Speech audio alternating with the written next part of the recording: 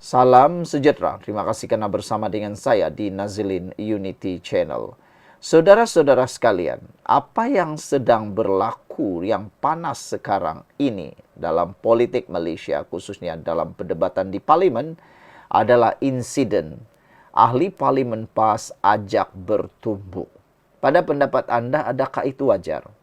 Pada pendapat saya tidak wajar. Kita sedang berperang memerangi bully, tapi di parlimen pula berlaku edisi bully.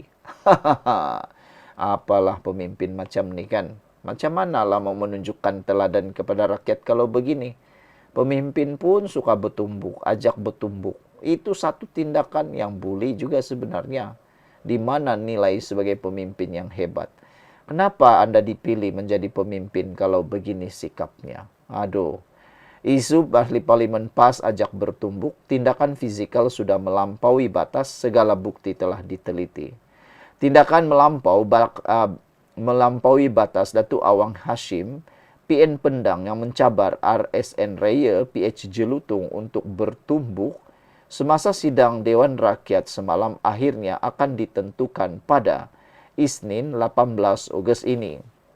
Speaker Dewan Rakyat Tan Sri Johari Abdul akan memutuskan tindakan ke atas pemimpin PAS itu dengan telah mengarahkan bukti video dan audio dari parlimen diserahkan kepada beliau untuk diteliti. Kata beliau, saya telah mengarahkan semua unit dalam parlimen termasuk unit video, audio untuk memberikan saya bukti. Sebelum kita teruskan ulasan ini, apa rasa-rasanya tindakan hukuman yang akan diberikan oleh Johari Abdul sebagai Speaker Dewan Rakyat kerana pembantu ataupun penolong Speaker Dewan Rakyat, timbalan Speaker Dewan Rakyat sudah bersuara. Kata beliau, kalau saya buat keputusan gantung 6 bulan tak cukup.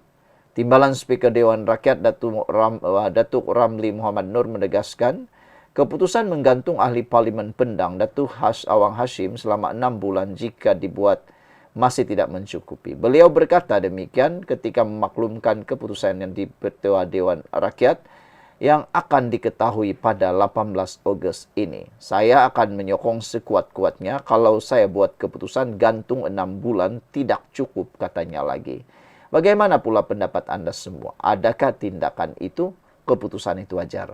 Sebelum kita teruskan ulasan ini, jangan lupa tinggalkan komen Anda dengan tanda pagar kami benci bully. Ulang sekali lagi, kami benci bully.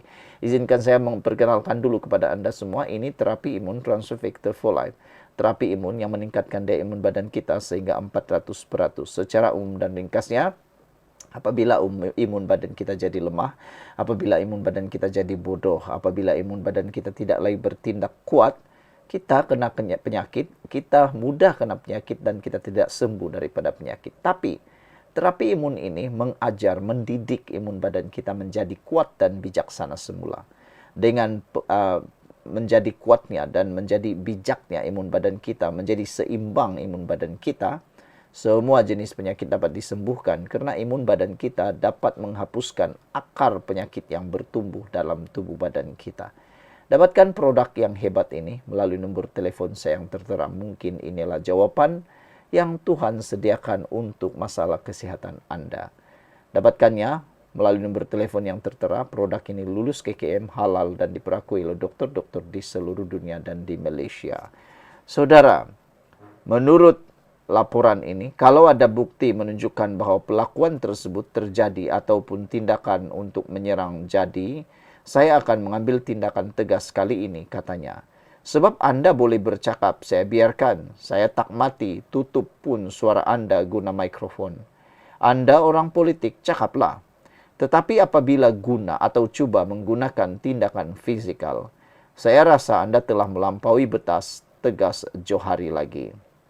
Beliau berkata demikian bagi menjawab pertanyaan Ko Poi Tiong yang memohon petua mengenai keselamatan ketika bersidang. Semalam, serangkap pantun dari Tan Sri Abdul Hadi Awang semasa mengakhiri ucapannya mengundang perbalahan berlarutan antara ahli parlimen kerajaan dan pembangkang.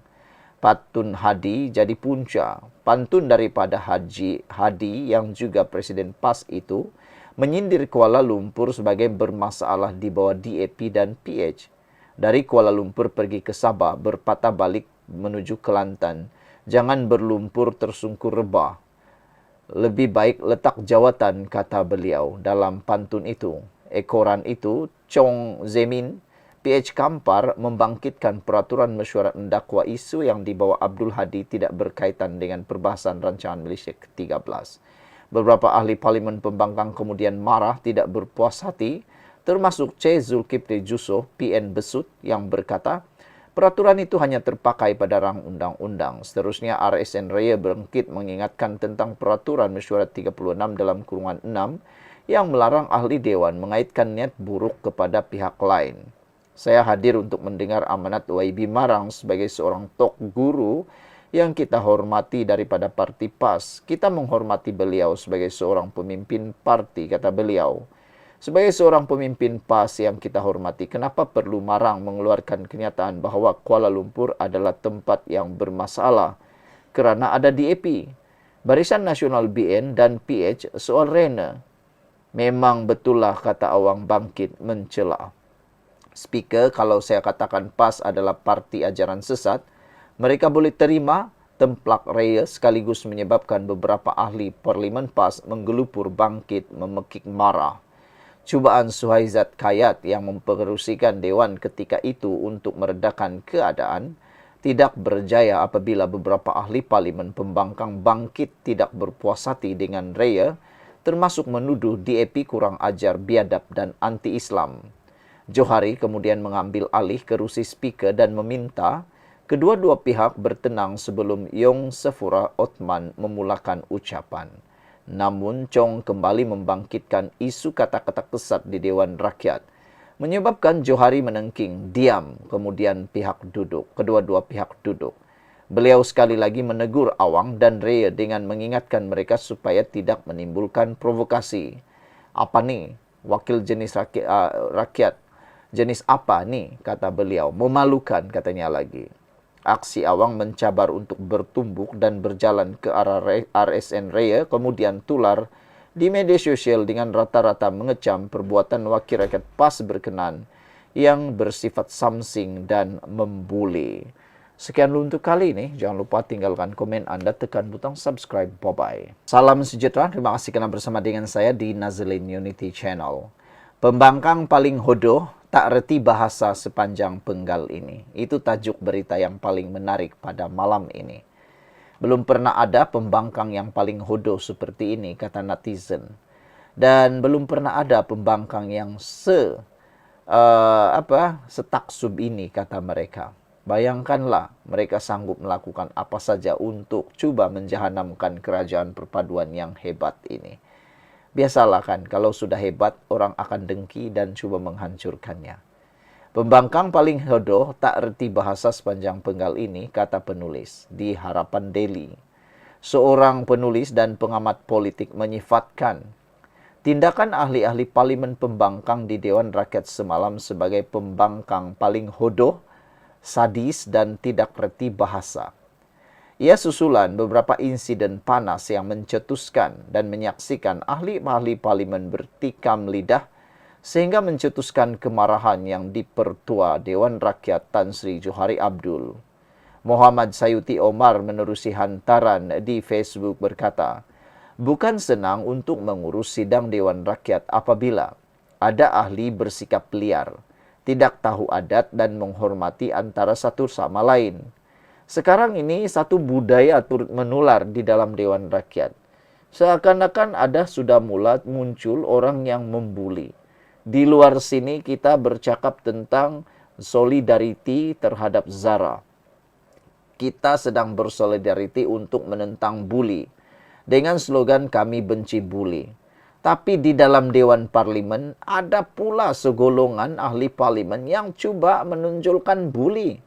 Mereka mengajak orang bertumbuk, berpukul pula di luar dewan. Video sudah menular sekarang menunjukkan beberapa orang ahli parlimen daripada pembangkang dengan gaya dan lagak sombong seakan-akan membawa orang lain bertumbuk. Itu satu tindakan buli sebenarnya, membuli ahli parlimen lain. Jadi kalau kamu benci bully, inilah dia bully. bully orang tua. Saudara-saudara sekalian.